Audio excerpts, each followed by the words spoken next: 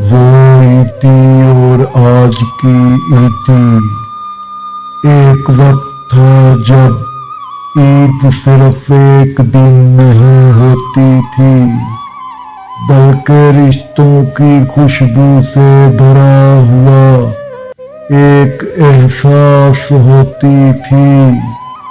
جب چچا چچی، ماموں مامی، نانا سب ایک ہی گھر میں جمع ہوتے تھے، اور آج سب کچھ ہے مگر وہ احساس کہیں کھو گیا ہے۔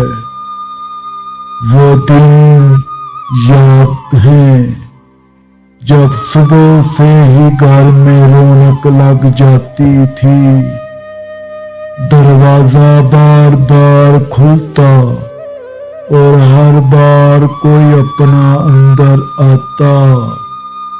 بچے دروازے کی طرف دوڑتے تھے کہ شاید اب کی بار عیدی ملے گی۔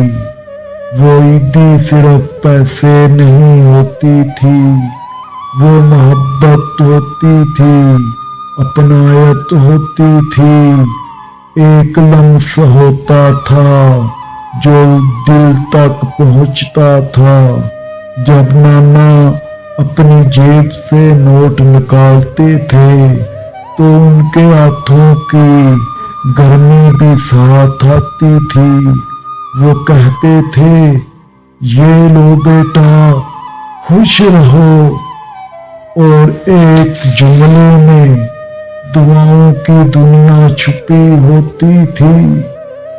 اور آج دروازے نہیں کھلتے، نوٹیفکیشن آتے ہیں۔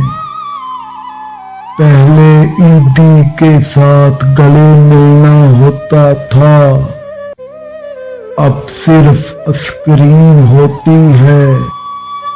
پہلے آواز آتی تھی، عید مبارک بیٹا، اب صرف ایک میسج ہوتا ہے، عید مبارک۔ پہلے دل بھر جاتا تھا، اب صرف اکاؤنٹ بھر جاتا ہے۔ ہم نے آسانی تو حاصل کر لی، مگر کیا ہم نے احساس کھو دیا؟ وہ جو دروازے پر دستک ہوتی تھی، وہ جو گلے ملنے سے سکون ملتا تھا، وہ کہاں چلا گیا؟ شاید وقت بدل گیا، مگر ہم آج بھی بدل سکتے ہیں اگر ہم چاہیں تو ایک بار پھر وہی عید لا سکتے ہیں۔